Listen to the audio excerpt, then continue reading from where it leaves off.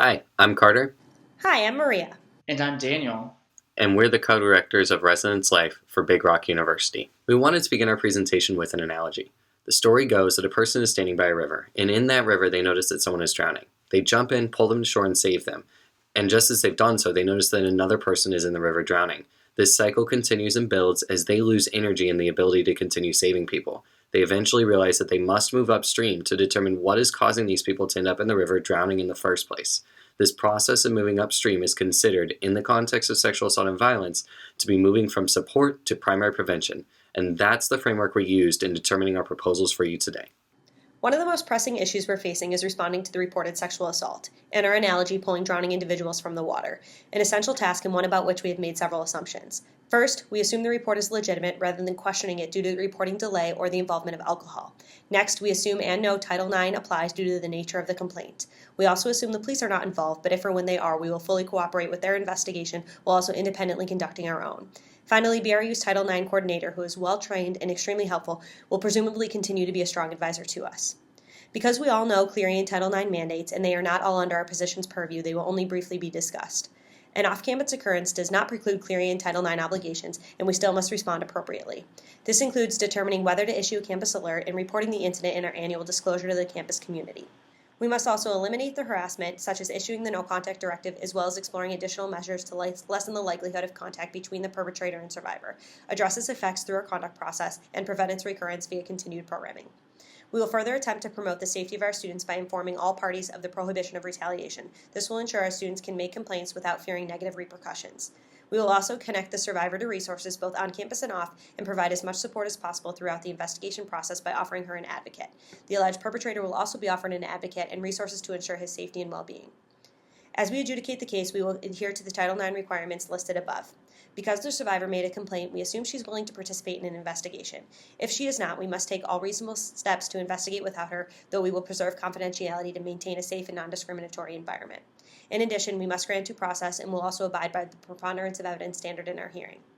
One of our biggest considerations is who will hear the case. Our campus hearing panel typically includes students, but recent Office of Civil Rights guidelines discourage universities from including students on panels investigating sexual assault. Though we empathize with colleagues who have opted to keep students on such hearing boards, we must agree with other institutions, including our neighbors at the University of Pennsylvania, who chose not to include students in such cases. We value due process and feel as though a panel of well-trained faculty and staff is more just due to advanced understandings of privacy and the nuances of consent, which may be a bit challenging to students whose cognitive development may limit their comprehension of ambiguity. Though we considered including students, this hearing panel will consist solely of faculty and staff. Our Title IX coordinator will be holding an immediate training on Title IX components and will also assist in the investigation and hearing. Finally, independent of the sexual assault case, we will evaluate whether to hold the students accountable for violating the no-contact directive and possibly the alcohol policy, or if an amnesty policy is more appropriate. Regardless, in the future, we need to ensure our no-contact directives are clear and unambiguous. We also need to question why they were not enforced and consequently adjust our procedures. As we continue to think about our river analogy, we want to look for ways to pull individuals out from the water. One of the major issues that we have begun to see is the use of social media and the messages some of our students are sending that could be hurtful or triggering to others. Some of the ideas we had to stop this were ignoring the sites, banning the sites on our campus network, building programs to educate our students on the impact that they are having, or simply flooding these sites with positivity. First, we believe ignoring the issue on social media could potentially make the behavior worse or even escalate it. Second, we looked at schools such as Clemson, who is also considering banning Yik Yak, or Norwich University, who has already done so, and see that students can easily turn off their Wi-Fi and still access these sites. Finally, knowing students are already complaining about the amount and content of programs on campus, we believe adding more will not solve our issues. Instead, we have chosen to model our response after institutions such as Colgate University, as well as studies done in Canada, by keeping access to these sites open, but using faculty, staff, and a student task force composed of student leaders on campus as well as those sympathetic to our cause to flood these sites with positivity. As we develop additional supports for those drowning as per our analogy, we can't help but wonder if the reporting delay was because the student did not know where to go. Clery requires us to publish grievance procedures, which we need to ensure are clear and widely available, in addition to adhering to other Clery requirements. In the future, we want our hearing panel to be ready to respond immediately. As such, we will ensure they and alternates are consistently and thoroughly trained. Because of BRU's low crime rates and the infrequency of their use, we will review our investigation and adjudication procedures. We will ensure they abide by Title IX, especially in light of the 94 institutions currently under review for compliance. We must examine their procedures and learn from their mistakes. More long-term, we will create structural support such as a gender advocacy center, which theories such as campus ecology suggest are important for beneficial change. Knowing women and other students are feeling unsafe because of what folks are saying on social media and around campus, we know we need to be diligent about creating a safe and inclusive environment both on and off campus. To do this, we would like to conduct a campus safety audit, which would include things such as looking at lighting on campus, seeing if the police department would escort students, as well as creating safe ride programs. Additionally, we would look at the need for creating a victim assistance team to advocate for victims of all genders, as well as their family and friends to cope with the physical, psychological, and legal aftermath resulting from a sexual assault. Finally, we would want to look at our counseling structure and numbers so that we can better serve our students. Because the sexual assault happened off campus, we also want to make sure we're keeping students safe even after our boundaries end. To do this, we would look at implementing a party intervention program, creating a safe ride program, and even looking at a medical amnesty program so students do not feel afraid of retribution for reporting something that they see off campus. The moment I realized we needed to move upstream was when I saw those comments on social media. I realized that even with some positive feedback so far, the programming model itself was not built from a place that guaranteed our problems would be addressed. To do so, we would need to be able to name our problems explicitly. That means we really need to implement a campus climate survey. We need to be able to identify three major things. First, the rate of sexual assault and violence on our campus. Second, our community's awareness and knowledge of our campus's policies, procedures, and our suggested best practices for intervening in problematic situations.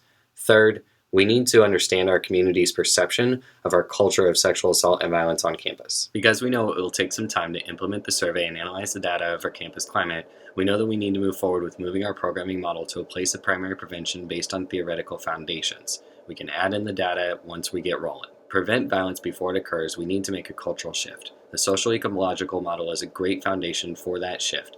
It allows us to see the ways in which people interact with the world from different levels, all the way from the individual level to the societal level. It also plays really well with some other supporting theories such as men and masculinity development, moral reasoning, and cognitive development. When we consider that there are risk factors for sexual assault and violence that exist on each level of the social ecological model, we realize that we really need prevention programming that can acknowledge and address the existence of those risk factors as unique to each level and create protective factors that can also exist in each level. One best practice that did not pass this test for us was the use of self-defense classes as a prevention mechanism for campus. We realized that this really hones in on the individual level and can be a bit victim-blaming, and since this is a community issue, we would be searching for community programming. The best practices that did fit our needs are bystander intervention training and social norming campaigns. Now that we had set our goals and our level of scrutiny to determine if a program fit our needs, we decided to go back to the drawing board with our online training module and see if there was a program that existed that met our needs and fit into the models we wanted to use. There is a program, and it's called the Agent of Change program. It was created by We End Violence, and it's an online training module that takes the form of a simulation game. The students are able to make choices, and from those choices, the narrative plays out differently, so the students are having different experiences that better fit their individualized needs for development of awareness, knowledge, and skills. They're able to practice intervening and receive feedback from the characters in the simulation, and they're also able to see real-time social norming data around the choices that their peers are making as well. It's a great program, and though it would be a financial investment, we can receive a discount based on our professional association membership. And beyond that, we do think it's important to showcase financial commitment to the choices that we think will create the best positive impact for our campus community.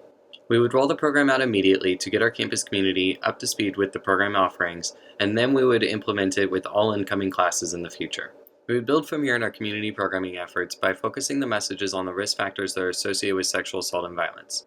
Programs would no longer be mandatory for the entire campus community at large, but we would offer more opportunities by using peer educators to get into smaller group settings and bring the message home in different ways. Oftentimes, our students learn better from their peers than from administration or visiting speakers, so we really want to harness this power of peer learning. Finally, we can implement a marketing campaign once we have the data returned from our campus climate survey. We can utilize social norming to get some of those big messages across in a passive way.